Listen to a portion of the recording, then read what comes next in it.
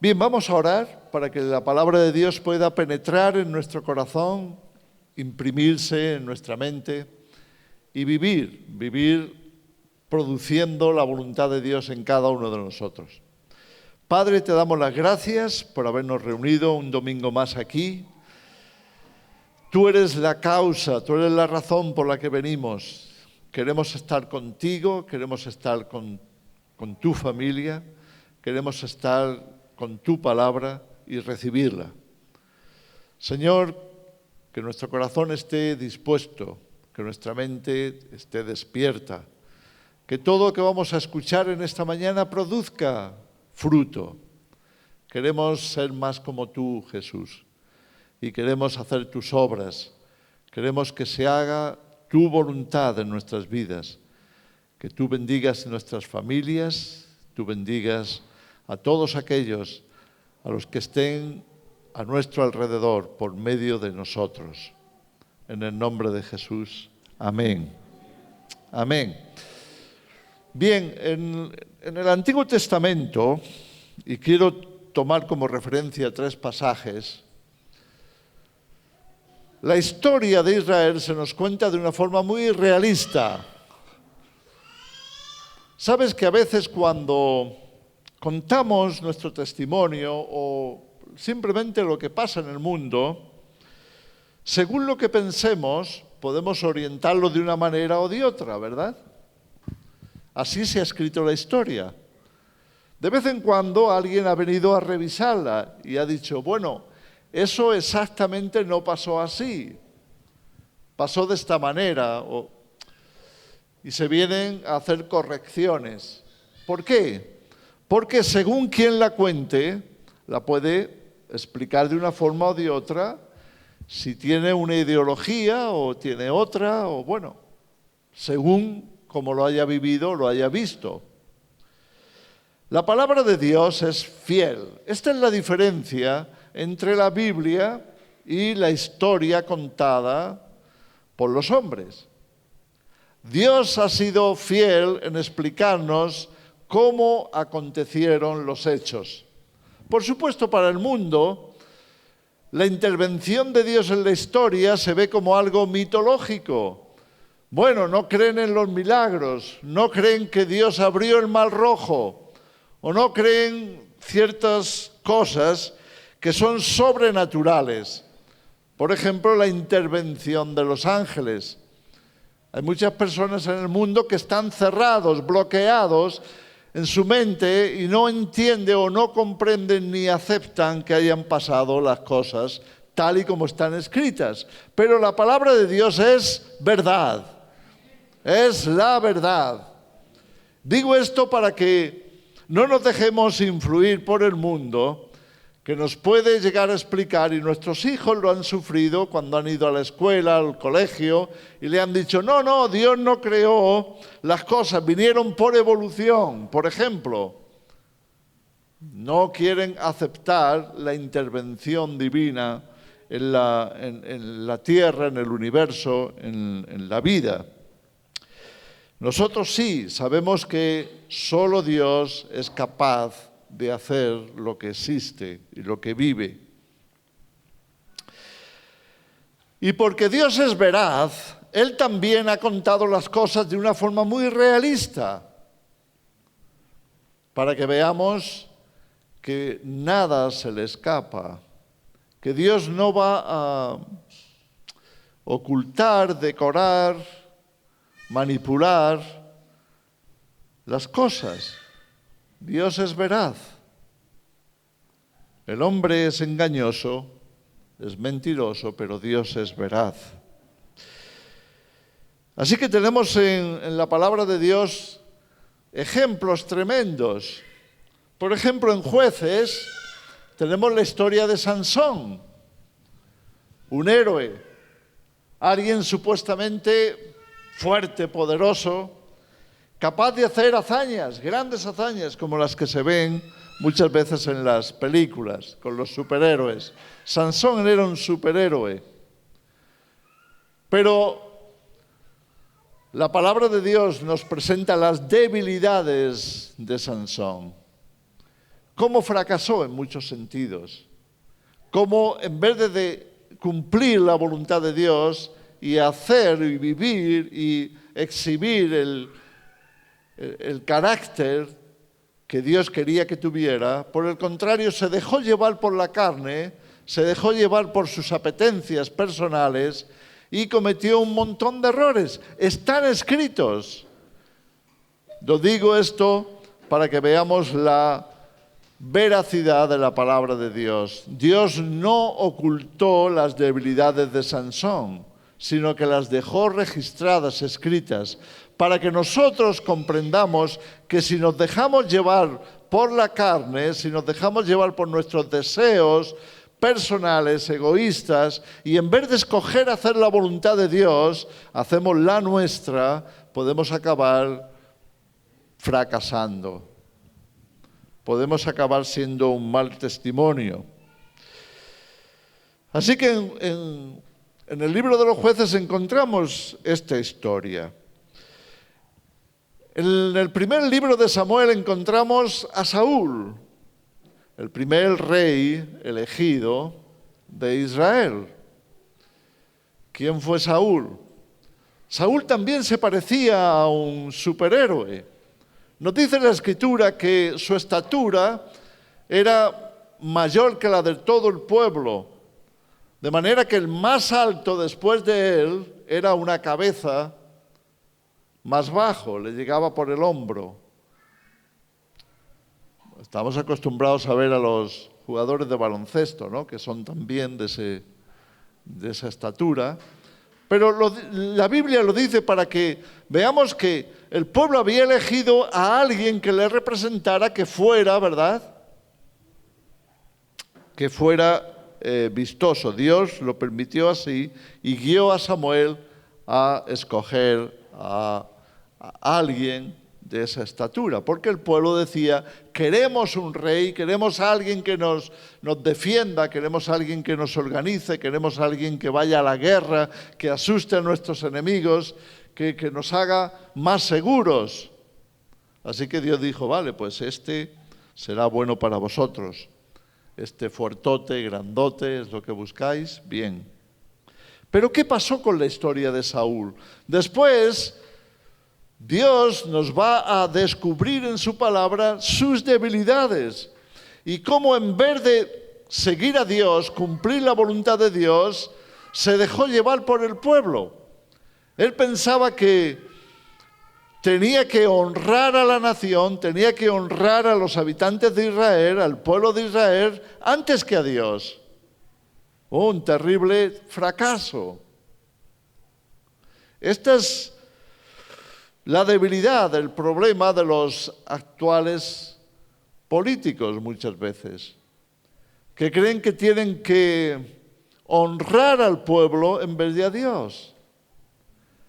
Y no solamente no honran a Dios, sino que acaban deshonrando al pueblo también. Cuidado con no meter a Dios en la ecuación. Cuidado con no contar con Dios. Cuidado con no escuchar a Dios.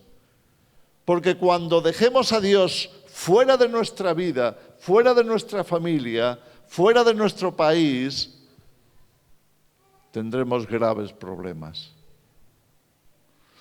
Y Israel tuvo muchas dificultades en los días de Saúl. Saúl fracasó. Tenemos en Primera de Reyes la historia de Salomón.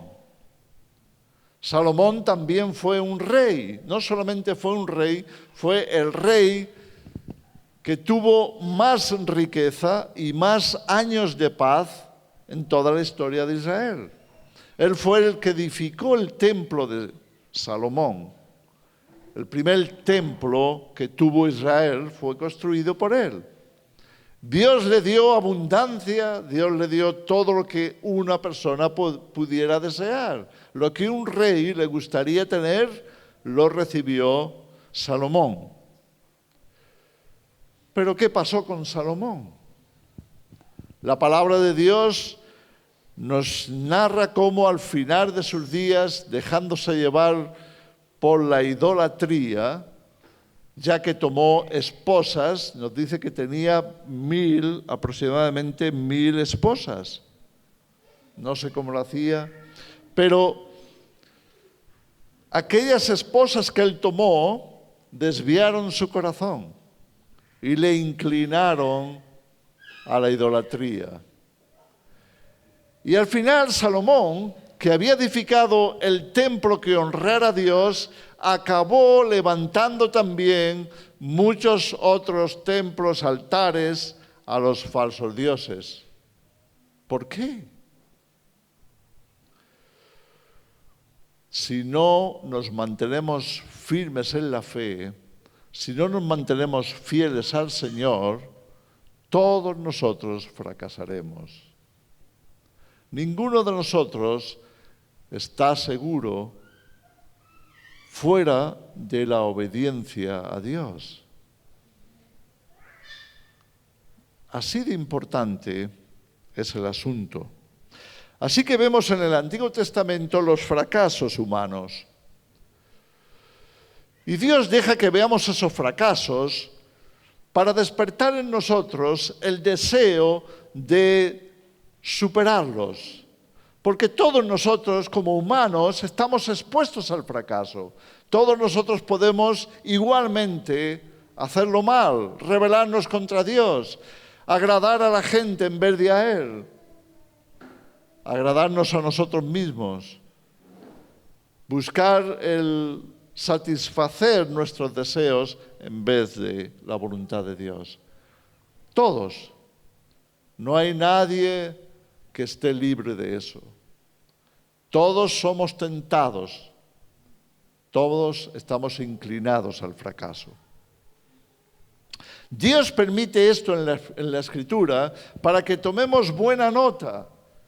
¿Cómo fracasó esta persona y aquella? Y se despierte en nosotros el deseo de superación. La victoria, el buscar la conquista, el superar nuestras debilidades. Estamos aquí en la tierra, en esta escuela de la vida, precisamente para aprender eso. Dios ha querido que sus hijos también estemos expuestos a la tentación. También tengamos debilidades. Y Dios lo ha hecho así para que en nosotros pueda crecer el héroe que Dios quiere que seamos. Cristo en nosotros. Dios quiere que en nuestro interior se produzca el cambio, la transformación necesarios para ir venciendo nuestra debilidad, ir superándola. Así que el Nuevo Testamento es la clave de la victoria. Los principios del Evangelio deben ser puestos en nuestra vida como la actitud, el conocimiento, el crecimiento, el desarrollo, el progreso para lograr una victoria plena. Dios espera eso también de su pueblo, que no seamos como los antiguos israelitas que fracasaban de continuo hasta el punto que Dios tuvo que quitarlos de la nación.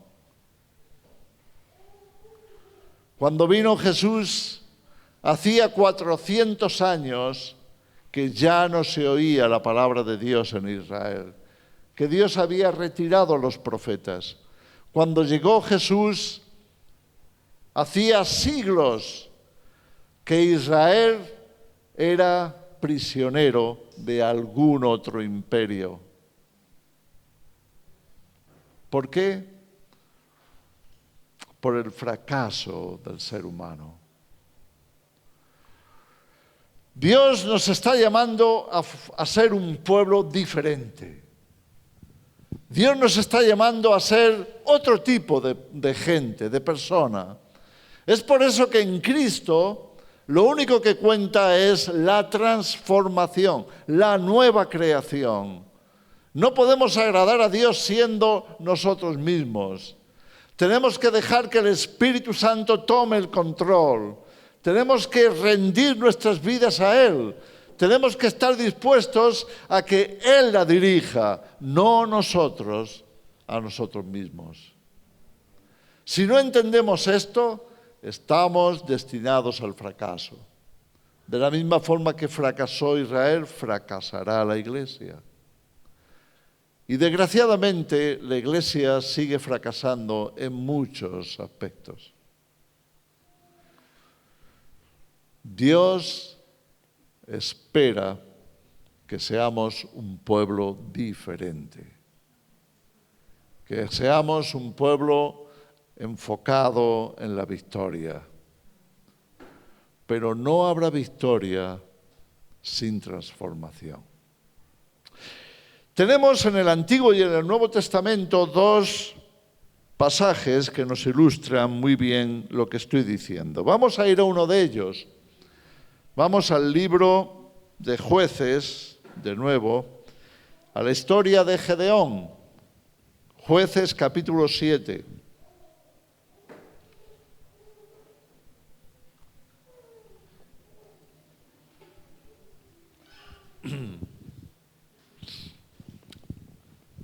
Israel estaba atravesando uno de esos momentos difíciles, duros, precisamente por el fracaso de la nación inclinada a la idolatría. Israel estaba llena de ídolos. Los dioses paganos de su alrededor se habían infiltrado en la nación y la gente estaba ofreciéndoles incienso, poniendo sus estatuas en sus casas, en los montes, al lado de los ríos. Y allí iban para ofrecerles algún tipo de sacrificio. De manera que Dios tenía que permitir que las naciones de alrededor les invadieran. Esta era la situación cuando Gedeón aparece en la historia de Israel. Dios había puesto en el corazón de Gedeón el cambiar la circunstancia, pero no sabía cómo hacerlo. Él comenzó una campaña en su propia casa para romper los ídolos. Rompió todos los ídolos que encontraba a su alrededor, hasta el punto que se metió en problemas. Y los vecinos y sus conciudadanos comenzaron a acusarle, queriendo incluso matarle. ¿Por qué? Porque estaba rompiendo los ídolos. Y cuando su padre salió en su defensa, dijo: ¿por qué os metéis con Gedeón? Si esos ídolos, si esos dioses son dioses, saben muy bien defenderse. ¿Por qué tenemos nosotros que ir contra él? ¿Porque él los rompe? Pues que los dioses se defiendan. Y de esta manera el pueblo se calmó y lo dejó. Dios le iba a escoger para lograr una gran victoria para Israel. Dios necesita modelos, Dios necesita gente comprometida, Dios necesita gente que no se conforma con la injusticia, que no se conforma con la corrupción, que no se conforma con el pecado, que no se conforma con que las cosas vayan al estilo del mundo. Dios necesita gente que entregue su vida, su mente y su corazón para decir: Señor, cuenta conmigo, yo estoy de tu lado, yo quiero servirte, quiero hacer tu voluntad, quiero ser un modelo, un ejemplo de lo que es vivir para ti, no para un ídolo. No para el mundo, no para los falsos dioses, no para todo esto que nos tiene atrapados en el engaño, en la corrupción, en la maldad. Gedeón era uno de esos. Así que Dios le llamó para que a través de él vinieran las victorias necesarias. Todos necesitamos victorias.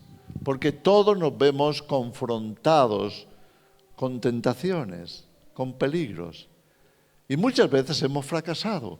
Y hemos fracasado por dejarnos llevar por nuestro ego, por nuestro egoísmo,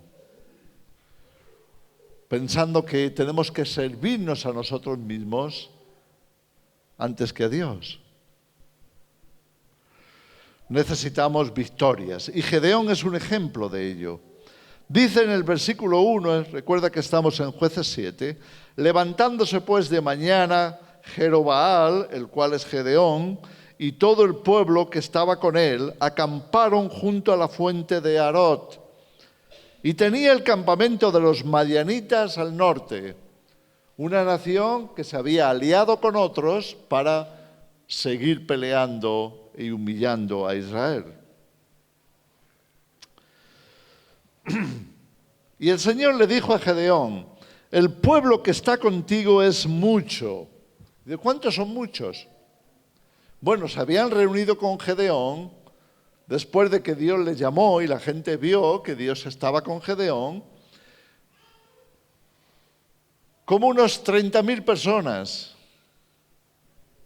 30.000 guerreros, 30.000 jóvenes dispuestos a pelear. Ahora el Señor le dice a Gedeón, el pueblo que está contigo es mucho. Tú dices, ¿por qué? ¿Por qué dice que es mucho? Porque resulta que el campamento de Madián y los demás pueblos que estaban aliados con él eran multitudes innumerables. Eran tantos miles que los 30.000 se veían como una minoría. Pero Dios dice esto, el pueblo que está contigo es mucho para que yo entregue a los madianitas en su mano. No sea que se alabe Israel contra mí, diciendo, mi mano me ha salvado. Cuidado con esto, porque el pecado de Israel en ese momento era servirse a sí mismo, luchar por lo que quería. Lo que pasa es que fracasaba porque lo que quería no estaba sometido a la voluntad de Dios. Tenemos que tener mucho cuidado con esto. La victoria que Dios nos quiere dar no nos la podemos atribuir a nosotros.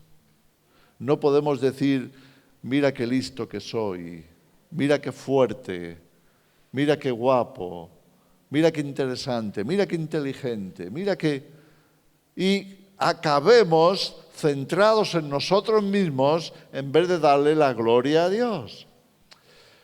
El primer secreto para la victoria es reconocer que somos incapaces. ¿Sabes cuándo Dios te puede usar más y mejor? Cuando tú te des cuenta y reconozcas el fracaso que eres. ¿Me explico? Dios no te podrá dar una victoria grande en tu vida hasta que tú no llegues a este punto. Soy un fracaso. Como ser humano soy un fracaso. Si no fuera por Dios, si no fuera por la gracia de Dios, si no fuera por la protección de Dios, por el poder de Dios, por la mano de Dios que me cuida, yo sería un fracaso total y absoluto. Esta es la primera condición. ¿Quieres una victoria? ¿Quieres una victoria mayor en tu vida? No te apoyes en ti mismo. Apóyate en el Señor. No busques complacerte a ti mismo. Pon tus ojos en Él. No te apoyes en la gente. No te apoyes en el número, en la cantidad.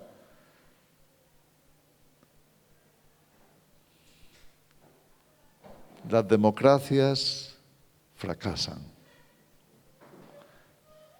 ¿Por qué? Porque si no estamos sometidos a Dios, aunque seamos muchos, fracasaremos. Dios le dice, son muchos. Ahora pues, haz pregonar en oídos del pueblo diciendo, quien tema y se estremezca pensando en la batalla, quien tenga miedo, pues por la mañanita temprano que se vuelvan a su casa. No los quiero en la batalla. Y se devolvieron de los del pueblo 22.000 y quedaron 10.000. Y el Señor le dijo a Gedeón, aún es mucho, aún sobra gente. Llévalos a las aguas. Vamos a caminar, vamos a correr y vamos a pasar por el río. Y allí te los probaré. Y del que yo te diga, vaya este contigo, irá contigo. Mas de cualquiera que yo te diga, este no vaya contigo, el tal no irá. Entonces llevó el pueblo a las aguas, y el Señor le dijo a Gedeón, cualquiera que lamiere las aguas con su lengua, como lame el perro, a aquel pondrás aparte. Asimismo, a cualquiera que se doblare sobre sus rodillas para beber, ponlo aparte. Y fue el número de los que lamieron, llevando el agua con la mano a su boca, 300 hombres. Y todo el resto del pueblo se dobló sobre sus rodillas para beber las aguas.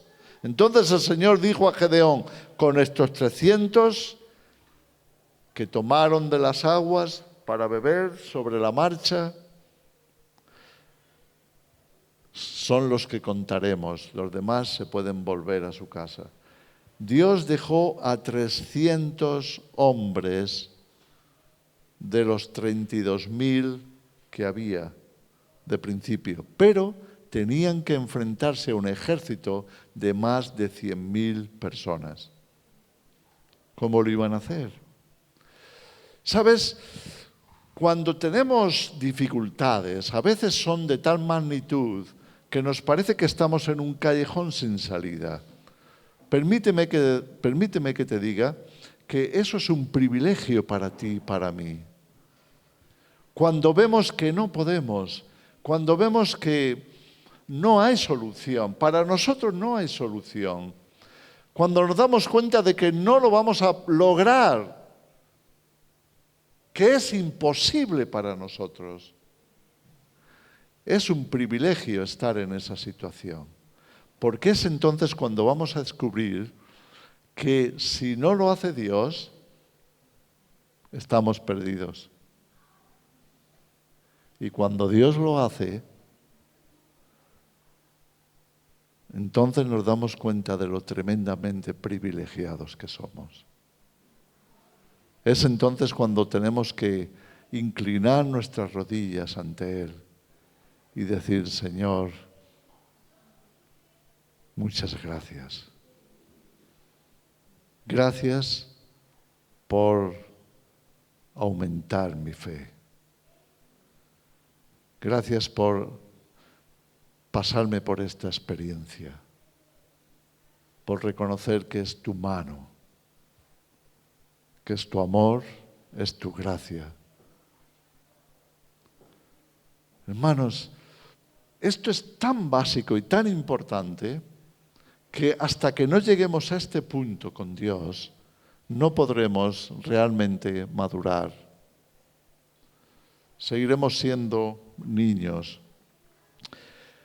Y Dios quiere que su pueblo crezca, que maduremos, que aprendamos a confiar plenamente en Él, que no nos apoyemos en nosotros mismos. Aunque Dios nos haya dado habilidades, porque Dios nos ha dado a todos dones. Todos podemos hacer cosas, todos tenemos una cierta predilección porque tenemos en nosotros el deseo y nos desarrollamos y logramos extender nuestras habilidades. Pero Las victorias que Dios tiene para nosotros no dependen de eso. Sin duda hay algo que podamos hacer. Dios usará nuestras habilidades. Dios espera que cooperemos con Él. Pero la victoria es de Él. La victoria es de Él. Y esta palabra ilustra tremendamente lo que ocurre. No lo voy a leer, lo voy a explicar rápidamente porque quiero pasar a otra historia. Pero esto es lo que pasó. Y ahora escuchar bien, porque a través de lo que ocurre la victoria de Dios a Gedeón y a esos 300, ilustra muy bien el propósito de Dios para nosotros, para darnos la mayor de las victorias. Dios toma a aquellos hombres y les dice, mira, vamos a emplear esta estrategia. Vais a poneros alrededor, en los montes, alrededor del campamento, un campamento enorme, innumerable. Y vais a tomar, cada uno de vosotros, una trompeta. Una trompeta que en realidad era un cuerno de carnero, que se preparaba para tocar. En aquel tiempo no había trompetas, pero esto era lo más parecido a una trompeta. Y cada uno de vosotros llevará una, pero también tenéis que llevar una olla de barro.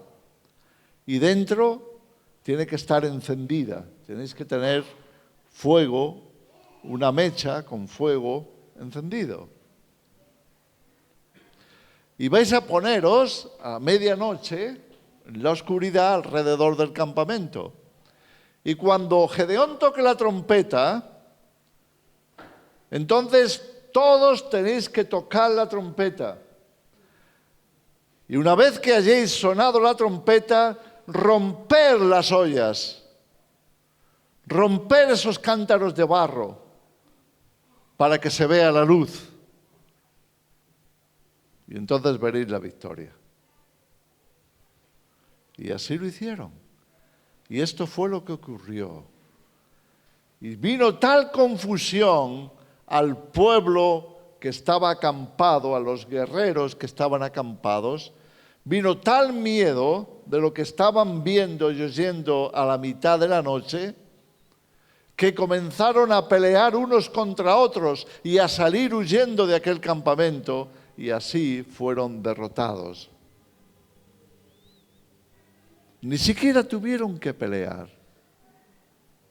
Ni siquiera tuvieron que usar sus armas. ¿Cómo lo hizo Dios? Por medio de la obediencia. Ahora, fijaros los elementos que Dios les dijo que llevaran a la guerra. Una trompeta. Escucha bien, porque esa trompeta en la palabra, en la Escritura, es un símbolo de nuestra fuerza para decir la verdad. Tú y yo conocemos la verdad porque conocemos la Escritura. Y cada vez que proclamamos el Evangelio, cada vez que citamos la palabra de Dios, estamos sonando en medio de la noche, de la oscuridad de este mundo, una voz alta y clara de advertencia. Lo que el mundo necesita oír es la palabra de Dios. En medio de su noche, en medio de su oscuridad, en medio de su ignorancia. Es la palabra de Dios la que debe de oírse. Y tú y yo hemos recibido esa trompeta en nuestras manos. ¿No tienes tú una Biblia acaso? ¿No la lees de vez en cuando, por lo menos alguna que otra vez? Ahora te toca proclamarla. Habla la verdad. Si queremos estar seguros de que en este mundo la verdad sea escuchada, habla lo que Dios dice. Porque ningún otro libro como la Biblia va a alumbrar las tinieblas de este mundo. Es la palabra proclamada. Ahora bien, esas vasijas de barro que llevaban, esas ollas de barro o ánforas, lo que llevara cada cual, nos representan a ti y a mí. Tenemos que contener la verdad. Tenemos que ser receptores de la luz, del fuego santo, del Espíritu Santo. Dios nos creó para eso. Dios nos creó para contenerle a Él, para que la excelencia, como decía Pablo, la excelencia del poder en nosotros, no nos lo atribuyamos a nosotros, porque Dios nos hizo de barro. Somos frágiles. No podemos atribuirnos ninguna victoria. No podemos pensar que es por nosotros, porque somos fáciles de romper. Es más, Dios nos pide que nos quebrantemos, que renunciemos a nosotros mismos. Cuando Jesús se veía rodeado de una multitud,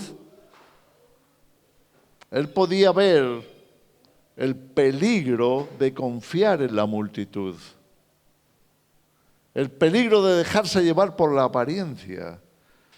Porque al ser más, podemos caer en el error de pensar que ahora Dios puede hacer algo grande, pero no es así. Dios no depende de muchos o pocos. Dios no depende de la mano humana, del brazo, de la carne. Y esto es importante que lo entendamos. Tenemos que rendir nuestras vidas, tenemos que estar dispuestos a ser quebrantados, rotos, a negarnos a nosotros mismos, a ir a la cruz. Cuando Jesús veía la multitud que le seguía, les confrontaba. Se volvía hacia ellos y les decía: si alguno quiere seguirme a mí, tiene que negarse a sí mismo. Tiene que tomar la cruz, tiene que morir a su ego, tiene que renunciar a lo suyo, tiene que ponerme a mí primero.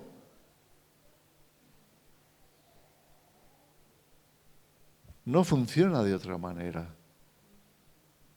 Mientras nosotros nos pongamos a nosotros mismos primero, no obtendremos la victoria.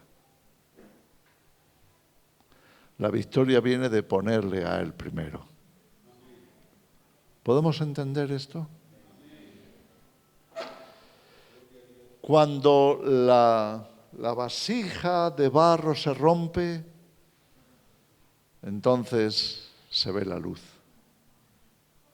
Mientras esté entera, la luz quedará allí, oculta, ¿no es cierto?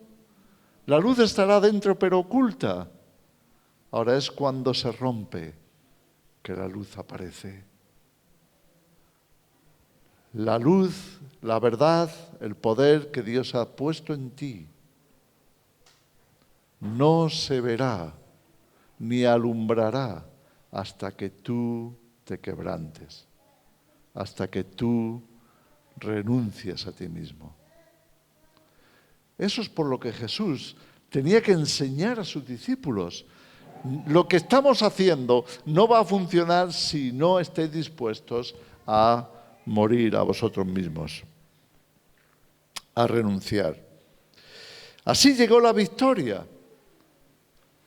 Cuando vamos al Nuevo Testamento, en Juan capítulo 2, encontramos una historia relacionada también con las vasijas de barro, con las ánforas, o como queramos llamarle, las tinajas, se dice en la traducción de la Reina Valera, tinajas.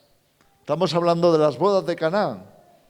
Y esto iba a ocurrir porque Dios quería darnos una ilustración de que no mantendremos una victoria verdadera en nuestra vida hasta que no se produzca la transformación que Dios quiere en nosotros. Así que tenemos el deseo de la victoria, pero la necesidad de la transformación. ¿Me explico? Todos, tú y yo, tenemos necesidad de conquistar, de obtener una victoria, de superar nuestras debilidades, de alcanzar los logros que Dios tiene para nosotros. Pero no los podremos mantener si no se produce en nosotros también una transformación. Y para eso está la historia de las bodas de Caná, porque algo iba a ocurrir allí. Todo estaba bien, la gente estaba festejando, lo pasaban bien. Hasta que se dieron cuenta de que faltaba el vino, se estaba agotando. Y entonces, preocupados, vinieron para decirlo: mira, ¿qué está pasando? Ya no queda vino. Esta fiesta se acaba. Lo estábamos pasando bien, estamos disfrutando con nuestros familiares, nuestros amigos, nuestros paisanos, estamos todos juntos. Tenemos motivos sobrados para celebrarlo porque nuestros seres queridos se están uniendo en matrimonio y la cosa funciona. Pero ¿qué pasa? Se acaba el vino. Entonces acuden a Jesús. Se ha acabado el vino. Y Jesús va a hacer algo que ilustre la necesidad de transformación. Jesús podía haberlo hecho de esta manera. Mira, ¿con qué estáis sirviendo el vino? Bueno, pues hemos traído unos odres, ¿verdad? Unos cueros, porque en la antigüedad el vino se guardaba en odres, en cueros, en pieles de animales, cerrados, como bolsas, y ahí se metía el vino para conservarlo. Hemos traído bastantes, pero ¿qué ha pasado? Se ha ido. Entonces, Jesús podía haber dicho: bueno, no os preocupéis, voy a orar a mi Padre y los odres se volverán a llenar. ¿Podría haberlo hecho así? No hay nada imposible para Él. Él podría haber elegido esa opción. Bueno, pues que los mismos odres se llenen. ¿Pero qué habría pasado? Nadie se habría dado cuenta, ¿verdad? Ah, bueno, es que había más. ¿Hubiera obtenido Dios la gloria por eso? Yo creo que no. Hubiera pasado desapercibido. Pero Jesús va a hacerlo de una forma muy diferente. Entonces va a llamar a los sirvientes y les va a decir: necesitamos tinajas. Y entonces van a encontrar tinajas que estaban destinadas a la purificación, al agua, para que la gente se pudiera limpiar, se pudiera lavar. Y Jesús les dice: llenarlas de agua, claro, porque vino ya no había. Entonces las llenaron de agua. Escucha bien, porque lo que está ocurriendo es un mensaje para nosotros como sus discípulos. Tú y yo somos esas vasijas, creados del barro. Dios nos ha hecho como un alfarero. Como el alfarero hace la vasija, así nos formó Dios, con sus manos del barro de la tierra. Por eso somos tan frágiles. Pero Dios nos creó así, para que fuésemos llenados. ¿Llenados de qué? Llenados del agua limpia de su palabra. Cuando tú y yo le permitimos a Dios llenarnos con su palabra, y fíjate que el Evangelio está diciendo que la llenaron hasta arriba. ¿Cuándo tendremos suficiente de la palabra de Dios? No, si yo de vez en cuando leo algo. No, si yo me he aprendido un versículo. ¿Sabes? A veces pensamos que con lo poco que recibimos de la palabra de Dios, Dios va a hacer grandes cosas. Perdona, la transformación que tú y yo necesitamos no proviene de un poquito de la verdad. necesitamos llenarnos de la verdad. Llenarnos hasta arriba, hasta que nos salga por las orejas, hasta que nos salga por la boca. De la abundancia del corazón habla la boca, no de lo poquito del corazón, de la abundancia del corazón. Dios nos creó para estar llenos de Él, llenos de su verdad, llenos de su espíritu, llenos de su gracia, llenos de su sabiduría, de su conocimiento. No te creas que ya has llegado, sigue llenándote, sigue estudiando la palabra, sigue albergando en tu corazón y en tu mente la verdad. La necesitas. Dios quiere producir una transformación maravillosa, pero tú te tienes que llenar. Y cuando estuvieron llenas las tinajas, entonces vino el milagro. Entonces Dios hizo lo que ellos no podían hacer. ¿No crees que hay algo que tú y yo debamos de hacer para producir esa transformación? Tú has venido hoy aquí. Esa es tu parte. Quizás has traído un familiar a un amigo, no sé. Pero el hecho de que tú hayas venido te honra, porque tú estás preparándote para una transformación. Tú estás haciendo esa parte que Dios te pide. Deja que la verdad penetre en tu mente y en tu corazón. Porque yo, como sirviente de aquella boda, estoy llamado a poner el agua en ti. ¿Qué agua? El agua de la palabra. El agua limpia de la verdad divina. Y cuando tú la recibes, te estás llenando. Tú necesitas llenarte hasta arriba. Porque entonces Dios hará lo que tú y yo no podemos. Ni yo lo puedo hacer. Nadie lo puede hacer, solo Él. La transformación del ser humano.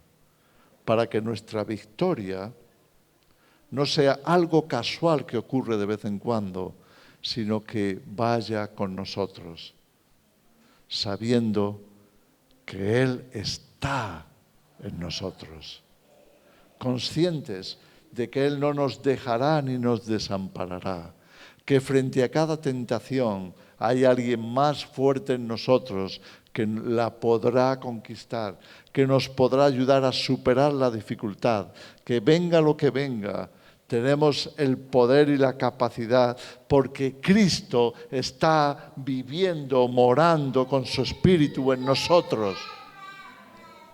Y entonces todo es posible en Cristo que nos fortalece. Podremos ir caminando por la vida como ejemplo de alguien que camina con Dios. Alguien cuya esperanza, cuya fe está puesta en Él. Alguien que conoce la verdad. Alguien que está siendo libertado, que ha sido libre, liberado por la verdad, por permanecer en la verdad. ¿Comprendemos lo que el Señor nos quiere decir? ¿Lo que el Señor nos está mostrando? Bien, vamos a terminar. Guardemos estos principios de la palabra de Dios para aplicarlos en nuestra vida, para aplicarnos en nuestra relación con Él. La victoria es algo que Dios nos quiere dar a cada uno. Dios te ama, Él es tu Padre. Si tú eres padre, no hay nada más, no hay un sentimiento más claro que el ayudar a tus hijos a obtener las victorias necesarias para su vida. Dios lo ha puesto así para que le comprendamos a Él. Dios está deseoso de bendecirnos. Dios está deseoso de apoyarnos, de ayudarnos, para superar las dificultades, sean las que sean. No hay nada imposible para Él. Pero es importante que entendamos cómo lo quiere hacer. La gloria tiene que ser suya. Y es por eso que Dios nos pide que seamos humildes.